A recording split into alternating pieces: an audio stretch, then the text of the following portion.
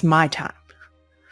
Coming up on today's episode, I'm going to get honest about a new trend, feral child summer. And after that, you're going to hear my conversation with one of the best-selling artists in history. I have so little business speaking to them. It's the one and only Ed Sheeran. But before we get to any of that, I have a very special announcement. This is something the real ones have been asking for since the minute we launched the show. As you can see, we officially have NGL merch. Woo-hoo! That's right. I resisted as long as I could, but you guys finally convinced me to put my own name on merch. I'm still not sure about it. I have to admit, well worth it. It is the Ripped Rainbow t-shirt. That's right. The Ripped Rainbow t-shirt is now available to you in this beautiful NGL blue. That's what we'll call it. I would just like to say that Ripped Rainbow, for those of you who don't know, is Wyatt's handiwork with Benny's Rip. Because why not rip up your sister's artwork? We also have the lovely, not gonna lie, blue crew neck. Then, there's more. Wait, there's more. We have it in white. Yes, this does go against all my beliefs, but you can wear this when you're not with your children. Don't wear it with your children. Don't do that. You'll never get to wear it again. Don't do that.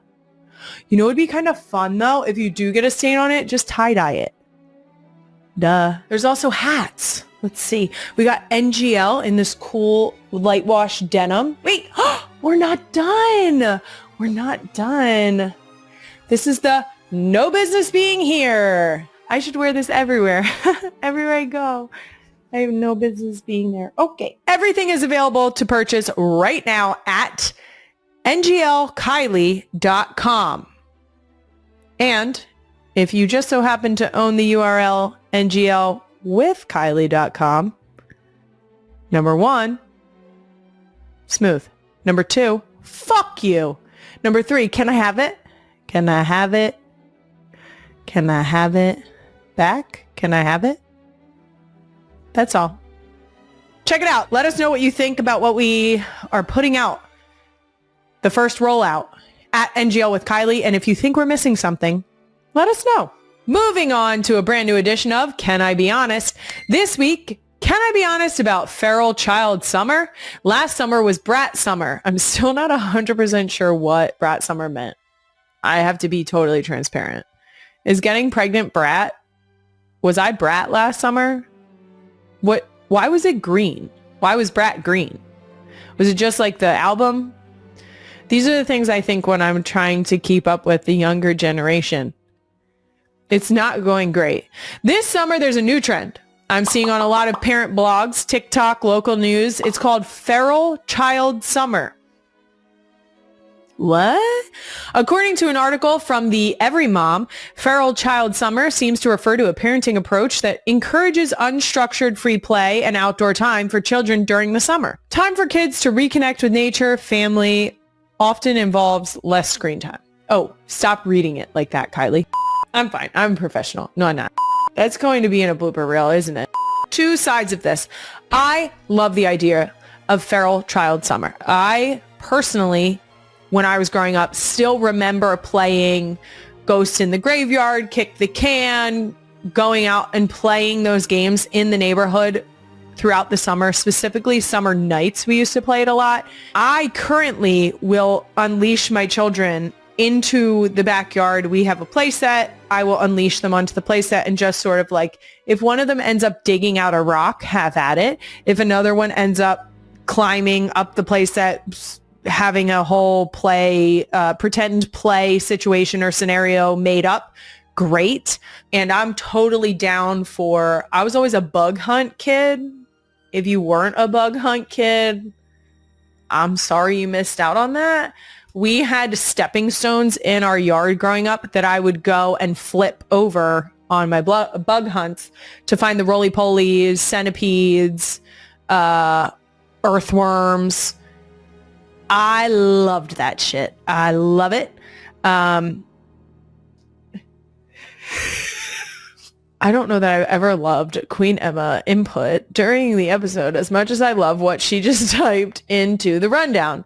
Queen Emma said, and I quote, "That's where I found my worms for my pet turtles." I love it here so much. I love it. Guys, when I hype up Queen Emma, I mean every word of it.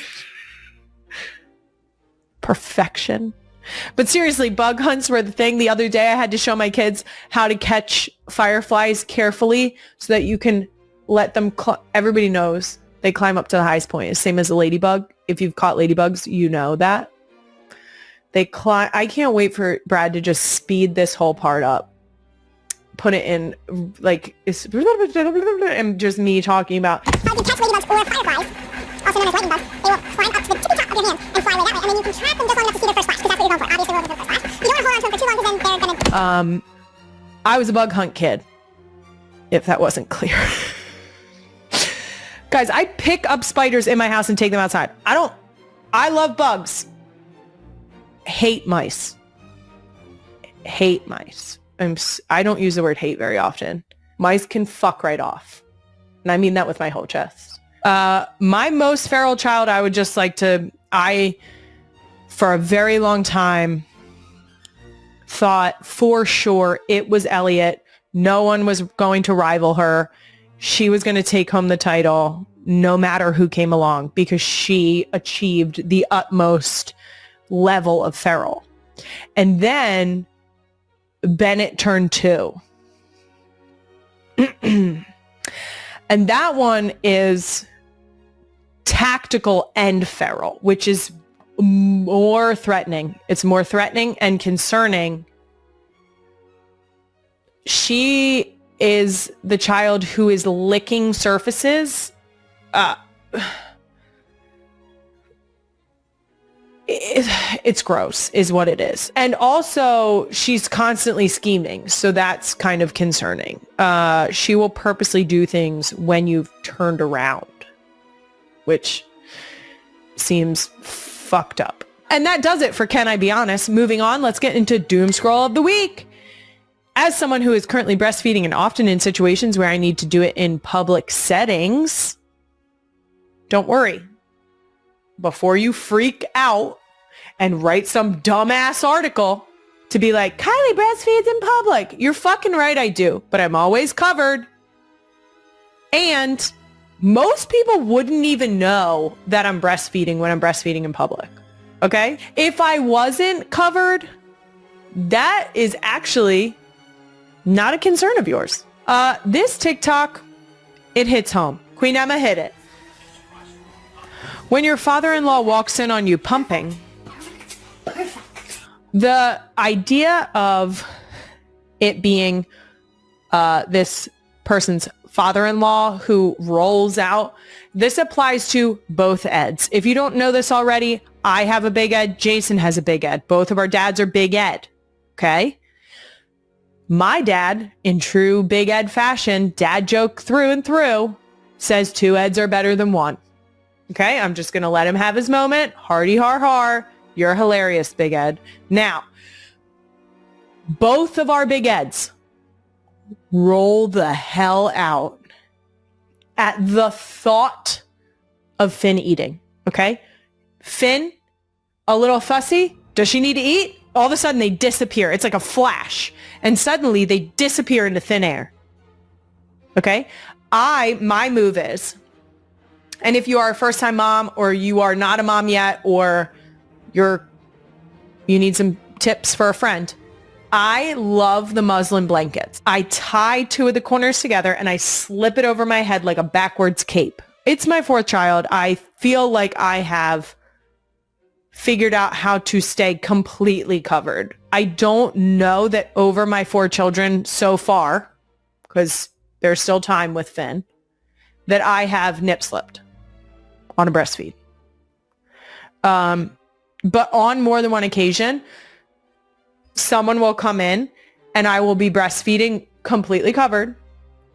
And someone will be like, oh, I'm sorry. And I'm like, I don't know what we're apologizing about. You actually haven't seen my boobs.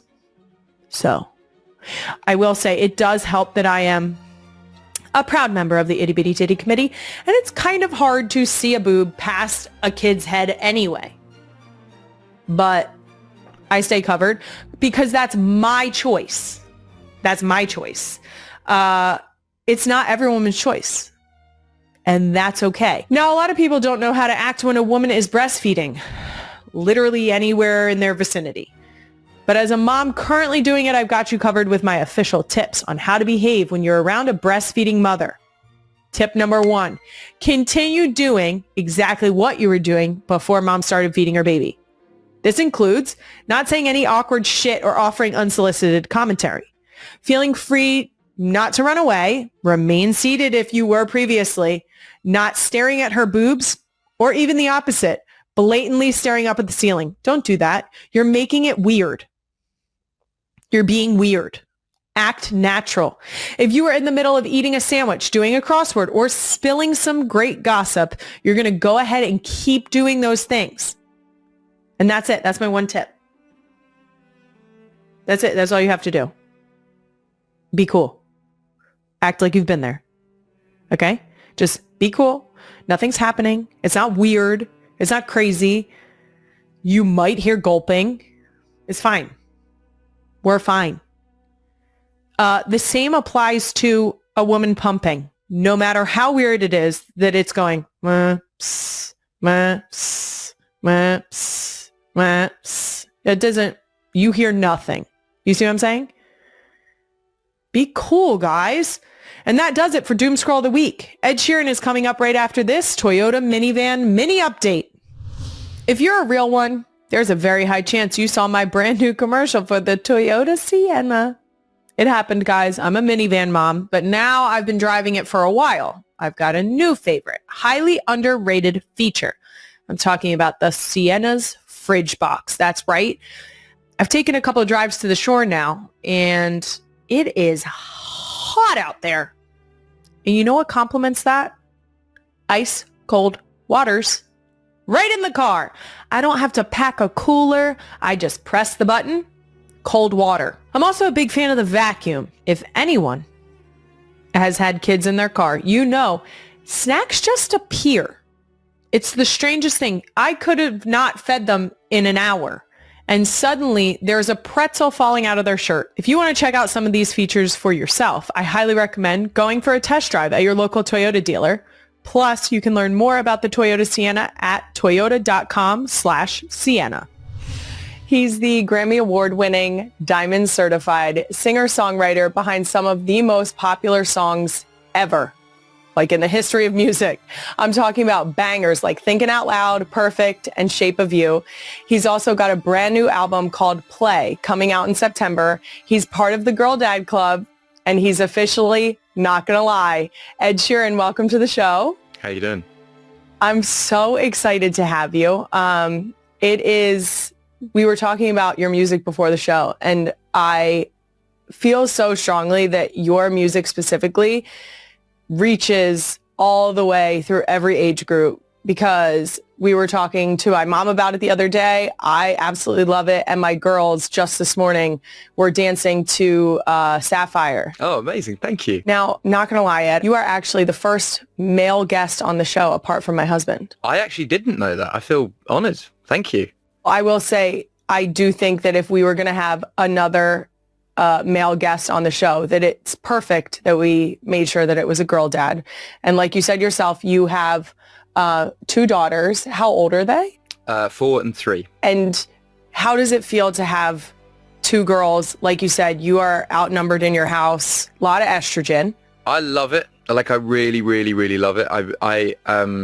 I didn't really have any expectation of, I think when you are having children, you're just like, I just would like children. And I didn't have any, I wasn't like, I want this, I want that. But when we first had our first daughter, it was like, I don't know, just something clicked. And I was like, I think I could have many, many, many daughters and be so fulfilled and happy. And I love having 2. I love seeing them interact with each other and with Ches. And yeah, they're just great.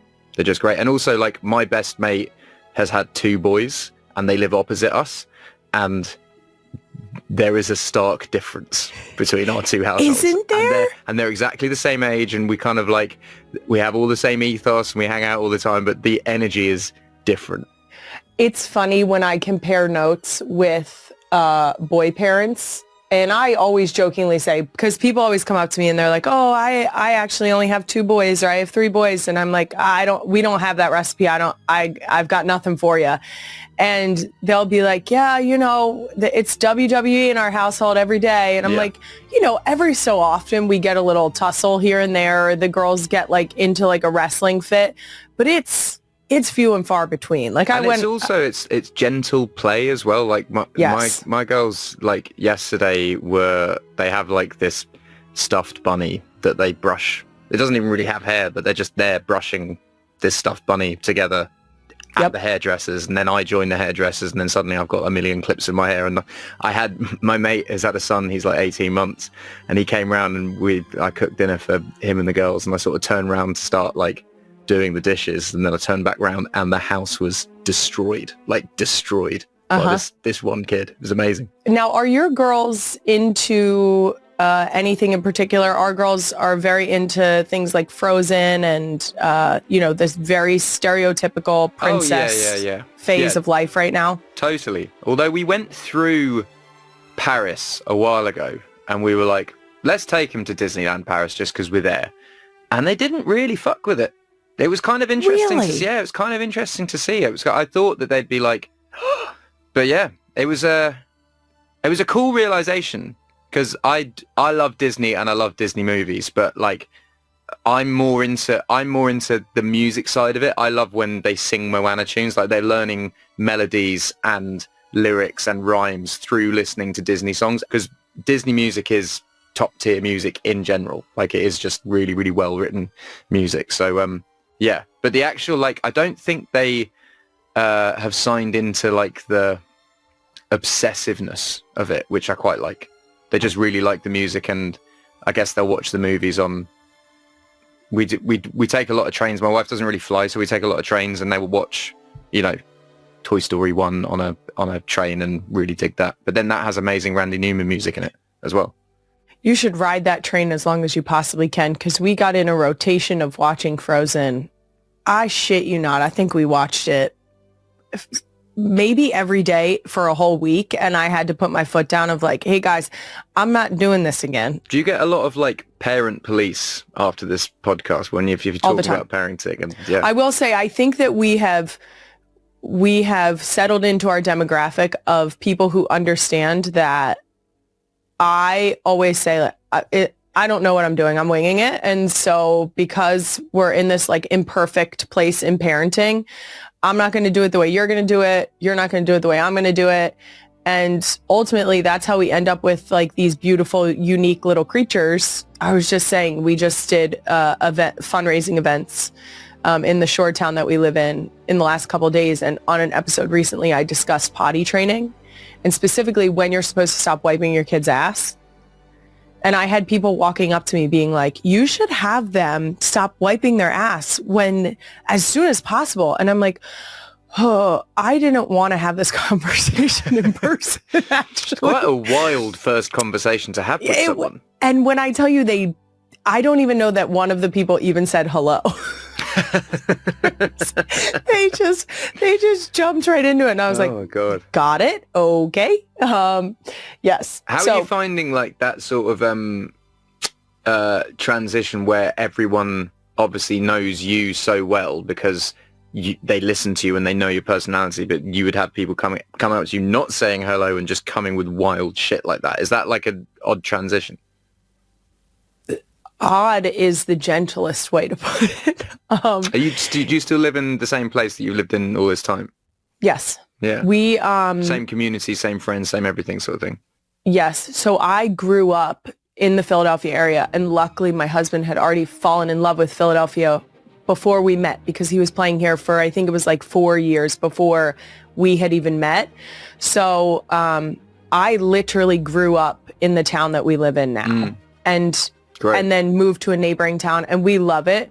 We've obviously put a few other measures in place, but we still live in the same house that we lived in when we got married. And I'm very much jokingly, like, I don't know if you've seen the Homer Simpson gif where Kylie, Kelce and Ed Sheeran chatted about a mutual friend on the latest episode of the former's Not Gonna Lie podcast, with the pair agreeing that Taylor Swift is the cheat code for getting crowds to be as loud as possible. The topic of the pop superstar first came up as the British musician was talking about the highest decibel level he's ever had an audience reach. "We brought on Eminem, and that was the loudest I've ever heard a crowd, like, anywhere in the world," Sheeran told Kelce of a 2023 performance in the rapper's home city of Detroit. "There's never been a louder crowd than that," he continued. "But I will say it's because I brought Eminem on stage in Detroit. That's the cheat code."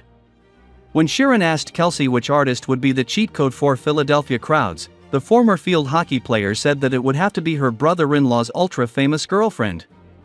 "I mean, I think Taylor, just because it's home," Kelce told the four-time Grammy winner, referring to the fact that Swift was born and raised in West Reading, Pennsylvania, before moving to Nashville as a teenager. Sheeran replied, "I kind of think Taylor anywhere, though."